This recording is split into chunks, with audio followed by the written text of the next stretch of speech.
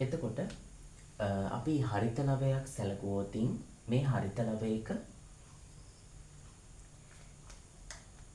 එළියෙන්ම තියෙන පටලයට අපි කියනවා පිටත පටලය කියලා.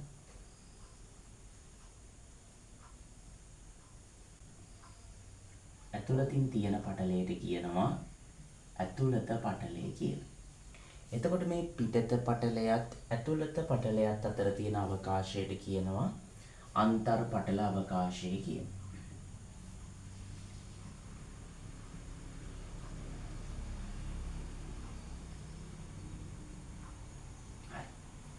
ඊළඟට නම් කරන්න ඕන මෙන්න මේ පටලවලට ඇතුලෙන් තියෙන කොටසට අපි කියනවා පංජරය කියලා. පංජරය. එතකොට පංජරය ඇතුලේ තියෙනවා මේක නම් කරන්න පුළුවන් චක්‍රීය DNA. චක්‍රීය DNA. ඊළඟට මේකේ නිදහස්ව තියෙනවා නිදහස් රයිබෝසෝම. නැත්තම් 70YS රයිබෝසෝම.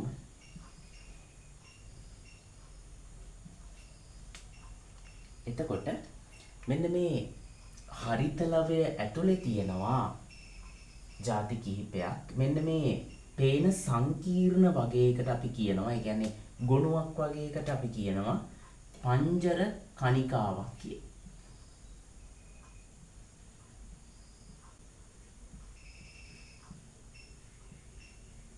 පංජර කණිකා.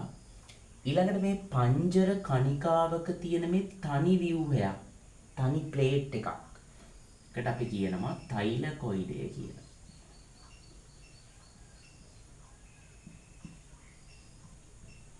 තෛලකොයිඩය. ඒ කියන්නේ මේ තෛලකොයිඩ කිහිපයක් එකතු වෙලා තමයි මේ පංජර කණිකාව හැදිලා තියෙන්නේ. එතකොට මේ පංජර කණිකා දෙකක් එකිනෙක සම්බන්ධ කරන ව්‍යුහයට කියනවා අන්තර් පංජර කණිකා සූස්තර කියලා. මෙන්න මේ ව්‍යුහයට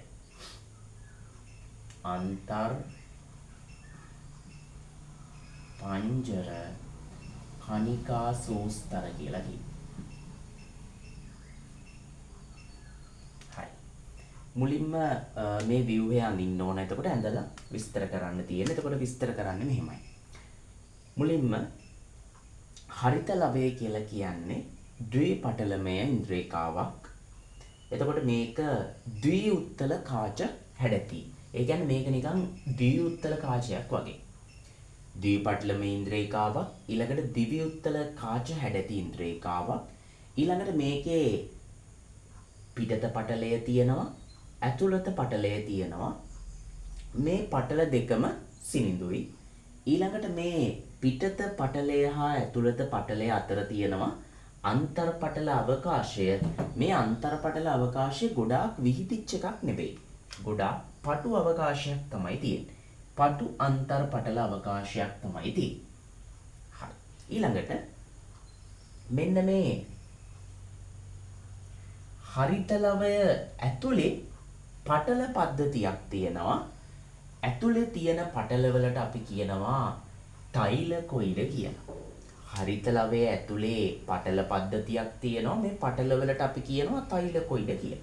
එතකොට මේ තෛලකොයිඩ කිහිපයක් එක මත එක සකස් වෙලා හැදෙනවා පංජර කණිකාවක්.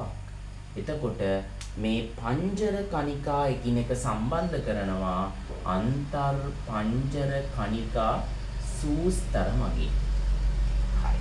ඒ ටිකක් ලියවෙන්න ඕන. ඊළඟට මේ තෛලකොයිඩ වල තියෙනවා ප්‍රභා සංශ්ලේෂක වර්ණක වලින් හැදිච්ච ප්‍රභා පද්ධති කියලා જાතියක්. මේවා ප්‍රභා සංශ්ලේෂණය සඳහා දායක වෙනවා. ඒවා තියෙන්නේ මේ තෛලකොයිඩ වල. ප්‍රභා පද්ධති තියෙනවා තෛලකොයිඩ වල. හරි. ඒවා ප්‍රභා සංශ්ලේෂක වර්ණක වලින් හැදිච්ච සංකීර්ණ. ඊළඟට මේ තෛලකොයිඩ වලට පිටතින් තියෙන මේ අවකාශය, තෛලකොයිඩ වලට එළියෙන් තියෙන මේ අවකාශය හඳුන්වනවා පංජරය කියලා. පංජරය කියලා හඳුන්වනවා. එතකොට මේ පංජරය ඇතුලේ නිදහස් රයිබෝසෝම, ඒ කියන්නේ 70 රයිබෝසෝම, ඊළඟට චක්‍රීය DNA, ඊළඟට එන්සයිම, ඊළඟට පිෂ්ඨ කණිකා වගේ දේවල් අන්තර්ගත වෙනවා. එතකොට මේ හරිත ලවයේ කාර්යභාරයේ විදියට ගත්තොත් හරිත ලවයේ දායක වෙන්නේ ප්‍රභා සංශ්ලේෂණය සඳහා. හරිත ලවයේ දායක වෙන්නේ ප්‍රභා සංශ්ලේෂණය කියන කාර්යය සඳහා. එතකොට හරිත ලවයේ පිළිබඳ ප්‍රශ්නයකදී මේ කරුණු ටික තමයි අපි දක්වන්න ඕන.